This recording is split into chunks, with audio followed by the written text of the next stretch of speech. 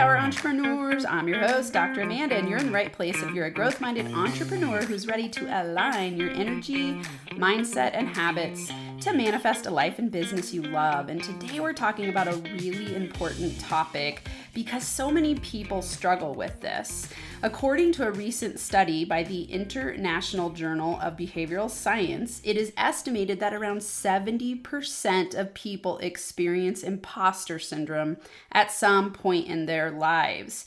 And I really think that for entrepreneurs, this is an even bigger problem because when you're building a business, so much learning curve triggers a lot of fear and doubt and uncertainty and a lack of confidence.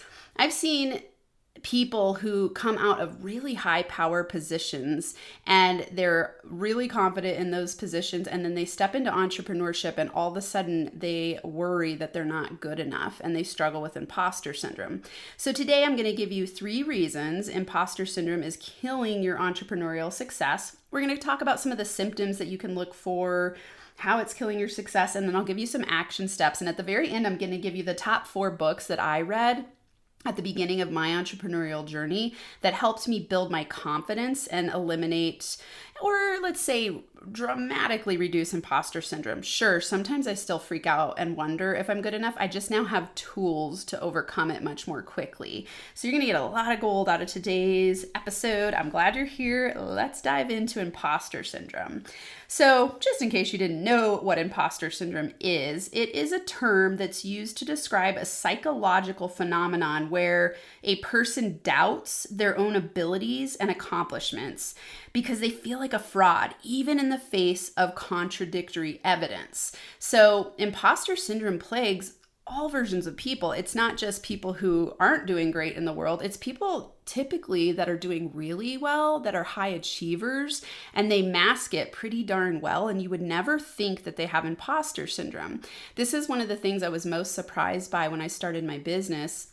Was I'd work with these high power people who, from my perception, had it made. They were making money, they had big houses, they were successful. And I'd sit and coach them and I'd realize, oh my God, everybody struggles with a lack of confidence and imposter syndrome in big ways where they worry that they're not good enough, even though they have wildly massive success in their lives and their businesses and in their careers and with making money. And so this is really common. So if you are struggling with this, you're not alone. It's very, very typical. And typically high achievers feel this way because they hold themselves to such high standards. The term was first coined by 2 U.S. psychologists back in the 1970s, Dr. Pauline Clance and Suzanne Imes. And they were working on research studying high-achieving women. And the paper was titled The Imposter Phenomenon in High-Achieving Women, Dynamics and Therapeutic Intervention. So they were looking for ways to help high-achieving women break through this phenomenon, and they wanted to understand it better. And they wanted to understand mainly why these high-achieving women felt like they didn't deserve their success, and the results were incredible. And since that time, imposter syndrome has become a very common term. And like I said at the beginning of the episode, the International Journal of Behavioral Science found that 70% of people experience imposter syndrome at some point in their lives, and that the phenomenon is not restricted to a specific gender or age or occupation, and it really can affect anyone regardless of their level of success or education. So let's talk about some of the symptoms that come up when you are experiencing imposter syndrome. Number 1, the thing I've noticed the most is procrastination, perfectionism, analysis paralysis, negative self-comparison, and too high of expectations, and infomania, meaning you think you need to learn everything, to know everything so that you always have the answers. And so you get a lot of credentials, you take a lot of courses, you think that you need to know it all. And so I lump that into number 1 because they go together very powerfully. Typically, when you have imposter syndrome, you're going to procrastinate because you're afraid to look bad. And so it's almost this self-sabotage strategy where you go, well, if I don't ever put anything out there, no one can judge me for being a failure. And this leads you to overly perfect things and have analysis paralysis. And a lot of this is because you're negatively comparing yourself to the people around you, thinking, oh, they're way better than me. I got to get better so that I'm as good as them. When in reality, they're probably feeling the exact same way, which is funny to think about, right? They're struggling with imposter syndrome, but you're looking at them from this perspective of putting yourself in the pit and them on a pedestal and thinking that everyone else is better than you. And you probably are also comparing yourself to people that are way ahead of you in the game, meaning they're years ahead of you in business or whatever area of expertise you're in. And they've had a lot of time to get better and better and better over time and quote unquote, perfect themselves, meaning it looks good on the outside. That doesn't mean they feel that way on the inside. Maybe they do. They're rocking it out. They feel confident. Just know that pretty much everyone I've ever seen goes through periods of imposter syndrome when you're building a business, because at every new level of scaling, there's a new level of you to discover, and there's a new level of you to break through. There's a new level of money making. There's a new level of learning and skill set. There's a new level of interacting with other people. And you've probably heard people say this before, at each new level is a new devil. That's really how it works until you break through to that next part of yourself. And so it's really common, and it makes sense that we experience these things. Other ways that imposter syndrome is going to show up: you feel like a fraud, okay? So you don't really believe that you deserve your success. You attribute it to things outside of you often. So you'd be like, oh, well, I got a hookup or a deal from that person, and they are the ones who created my success, instead of owning that you met the person who gave you that win-win situation. You might attribute it to your partner or just someone in your life instead of yourself, or something that happened instead of yourself. You have a fear of failure or making mistakes. So people who struggle with imposter syndrome will be really worried about making a mistake and how other people will judge them for making those mistakes. You would also believe that others are more competent than you. So like I said earlier, you're going to hold yourself in the pit and pedestalize other people, meaning, you hold them on a pedestal and you think you're worse than everyone else. You're going to discount your accomplishments and attribute them to luck or external factors, like I was talking about before. You set excessively high expectations for yourself. And I really think of this as an unconscious sabotage strategy, where you go, you achieve a goal, and then you set the next goal right away without even celebrating your wins, because you're never quite enough and you've got to prove yourself. So you've got to always up the ante, which causes you to be in this constant state of stress and continuously feeding the money block belief that you've got to work hard to make money. And so if you always raise the bar and set excessively high expectations, it's like cracking the whip on yourself at all points in time, which means you never feel ahead and you always feel behind, which degrades your confidence and makes you feel bad about yourself. Another way this shows up is being overly critical of yourself and your work. So you hyper analyze everything you're doing and you think it's not good enough, and you're worried what other people will think and if they think it's good enough. And that inner critic voice gets really loud with imposter syndrome. So the inner critic wants to beat you up, and think it's not good enough. I'm not enough. The work I do in the world is not enough. This causes over deliver and undercharge problems, or overworking and getting underpaid problems. So you will work a lot harder than other people who have learned to manage imposter syndrome or who don't experience it at all, which is a small percentage of people. Another way it shows up is that you will avoid challenges or opportunities that may expose your perceived weaknesses. So it's like you play small, right? You play small because that way no one will ever learn that you're a fraud, and they'll never discover that you actually don't know what you're doing. That's what you believe. You're like, oh my God, if everyone just knew that I totally have no idea what I'm doing, they would see that I'm a fraud and they wouldn't want to work with me. And so I'm just going to play small and just get by so that I never have to be in the spotlight, so it doesn't expose that I'm a fraud. So that's how this cycle goes in your mind. So if these are coming up for you, don't beat yourself up. That's not helpful. Just know that these are the symptoms of how it will come up for you. Now I want to talk about actually some gender differences. This is really interesting to think about. In one study I read, and I'm going to grab this book because it's really good. There we go. Okay.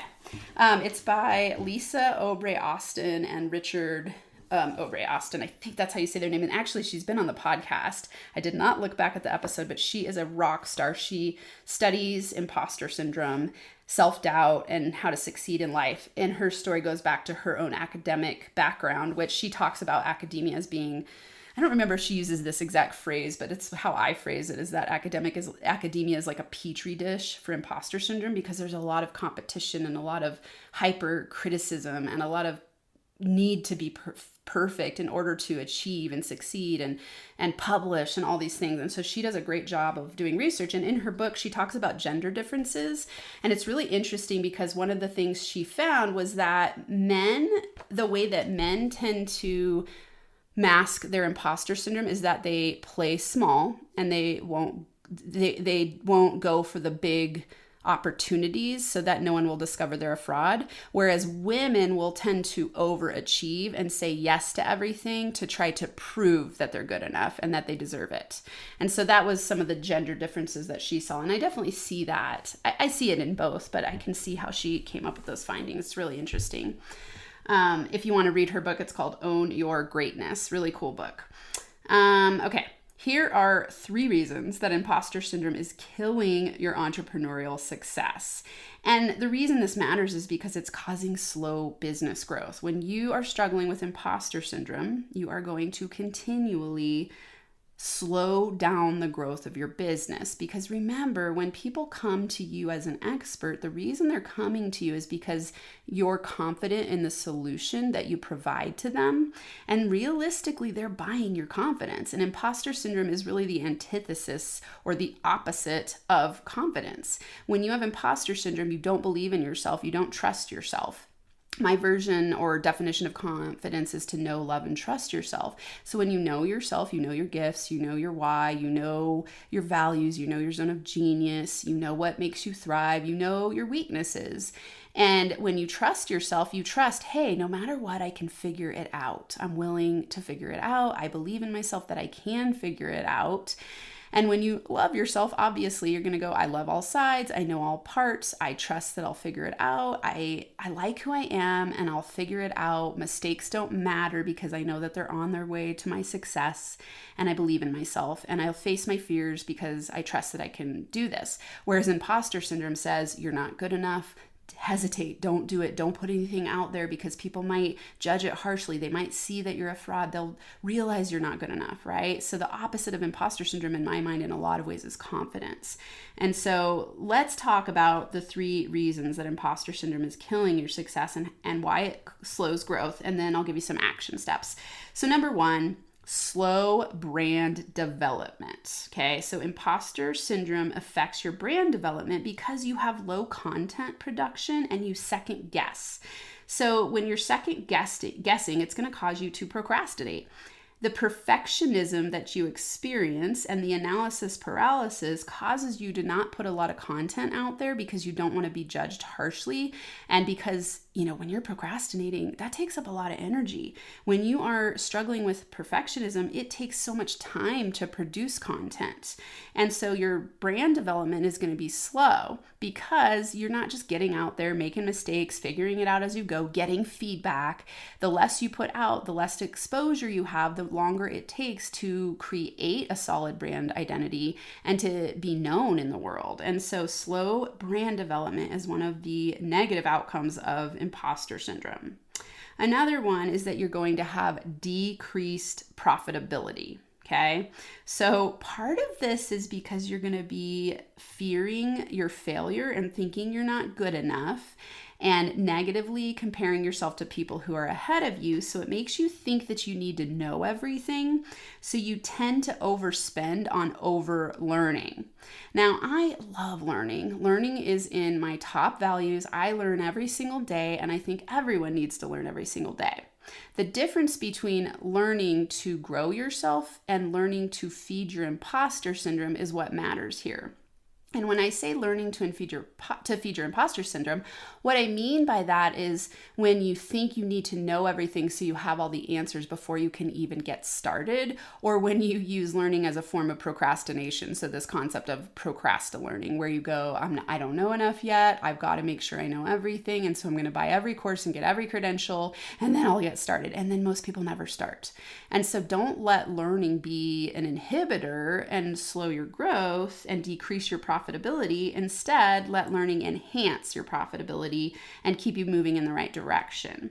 So if you notice yourself overspending on courses and you're one of those people who buys every course and you hear yourself saying to yourself, well, once I know this, then I'll put that out there. Or, oh, I've got to learn this now, and then I'll put it out there. Instead of, if you were just learning from inspiration, you'd be like, oh, I can't wait to learn this, to add this to my toolkit, to work with more people. It's not a fear-based learning, it's an inspiration-based learning. But when you're struggling with imposter syndrome, it'll be tainted with fear, where you'll feel like you have to know in order for people to take you seriously, or to think you're good enough, or for yourself to think you're good enough. So just notice the nuances there and pay attention to, am I overspending to soothe my imposter syndrome, which is going to lead to decreased profitability, because your ROI will be lower because you're going to have slow content production, slow brand identity. You're also going to be spending money on too much learning, or other, you're thinking like other people know the answer and you'll never know the answer, so I got to keep buying stuff, that kind of thing. So decreased profitability and slow brand development. Number 3, stress and burnout. Okay, this is pretty obvious because when you're overworking to prove yourself, or you're overworking in procrastination, procrastination takes a lot of energy. It sucks and drains your energy. Your brain is the largest user of energy in your body. And when you're using your brain to think up ways to procrastinate, and then you beat yourself up because you're procrastinating, it takes a lot of energy. So you're actually working pretty hard. You're making it be more effortful than effortless when you are procrastinating. And then what happens is you'll stress out and go, oh my God, I got to get this deadline. And then you start to overwork, and then you want to prove yourself, and you're negatively comparing yourself, and all of this leads to long-term stress and burnout. And remember, when you're in a constant state of stress and overwhelm, you're sending the signal vibrationally to the universe that you have too much on your plate already, so don't send me opportunities. Okay, so know that if you are in a constant state of stress, the universe is reading that as not a good time to send you opportunities, because you have a vibrational frequency that's low and somewhat stagnant and not open. And so you want to make sure that you play with this and do what I'm going to tell you now in these 3 action steps. So first, recap. 3 reasons imposter syndrome is killing your entrepreneurial success. Number 1, slow brand development. Number 2, decreased profitability. And number 3, stress and burnout. Okay, now for your action steps, this is a simple one, but it works so well. And it's an affirmantra I use. If you don't know what affirmantras are, read my book. Just go to IamAmoneyMagnetBook.com and you can get free chapters, IamAmoneyMagnetBook.com. So affirmantras, I love this one. I started this one when I was struggling with imposter syndrome when I started building my business, and it worked so well for me. It just started with screw perfection, just get started. So today let's play with this one. Screw imposter syndrome, just get started. Screw imposter syndrome, just put it out there. Screw imposter syndrome, just create the minimum viable product. And what I mean by that is it good enough? It doesn't need to be perfect. It doesn't need to rock the entire planet. It just needs to be good enough. It doesn't need to be your end all be all one thing that's going to transform the entire universe. It just needs to be good enough to make an impact on the people that you're seeking to work with. And when you put it out there, it'll start to attract new people, and then you can just scale up as you go. You don't need to have it be perfect. It's the minimum viable product. And when I started using this and teaching my people to use it, it's amazing how much more productive you can be in a positive way. Instead of just doing busy work, you're like, okay, screw perfection. perfection, just write the newsletter. Screw perfection, just do this social media post. Screw perfection, just make the next call. Screw perfection, write my email to this person to follow up. And it doesn't need to be perfect. I can't tell you how many times I put stuff out with typos and I look back and old versions of me would have beat the shit out of myself. And I would have been like, oh my God, people must think I'm a moron. And I would have just all day freaked out about it. And now I'm like, well, nobody's perfect. Screw perfection. And I'll say that to myself a lot. Screw perfection, screw perfection, screw perfection. It's such a great mantra. Okay. Second one is to use Parkinson's law. So this is another way to combat imposter syndrome. Parkinson's law. So Parkinson's law states that work expands to fill the time allotted. And so what you want to ask yourself is, what's the maximum amount of time to create the minimum viable product to get this project out? And you want to sit down and you want to map that out and go, okay, let's see, it's a social media post. And let's say you struggle with creating a post and you typically take 2 hours and you overthink it and you think it's got to be perfect. And so you spend 2 hours doing it later to get 2 or 3 views. And you're like, oh my God, I spent all that time. And in some ways that's a procrastination strategy, right? Because you don't know what else to do.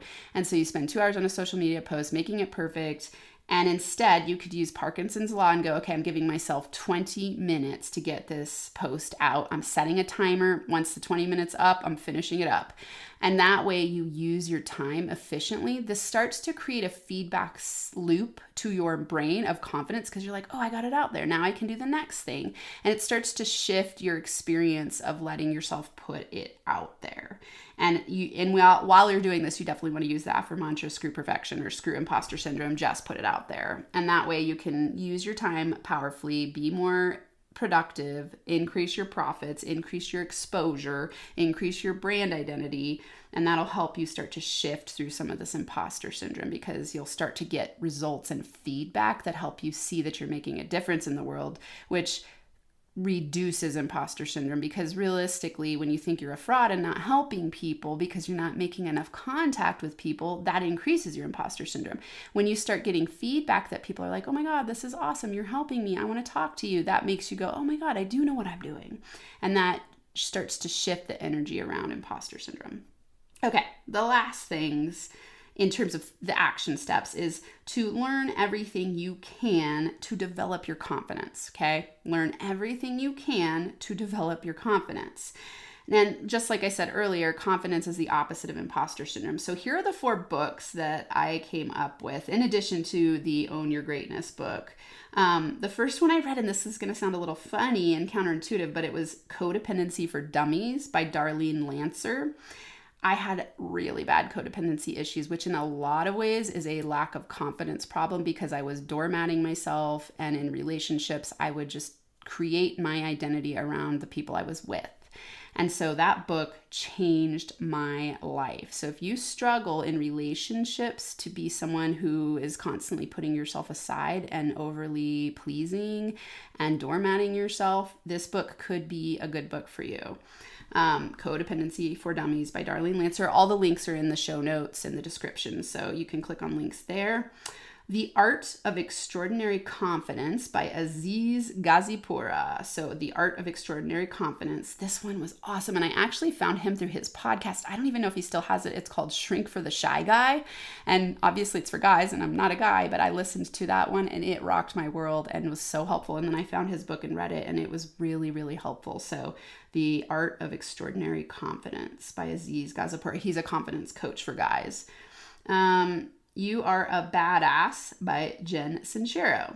She is hilarious. I would imagine a lot of you have read her book because it's very popular, but if you haven't, that book is so great. It's such a great, she does such a great job being comical about the way she experienced herself, and then she gives really practical, actionable tips and strategies to increase your confidence.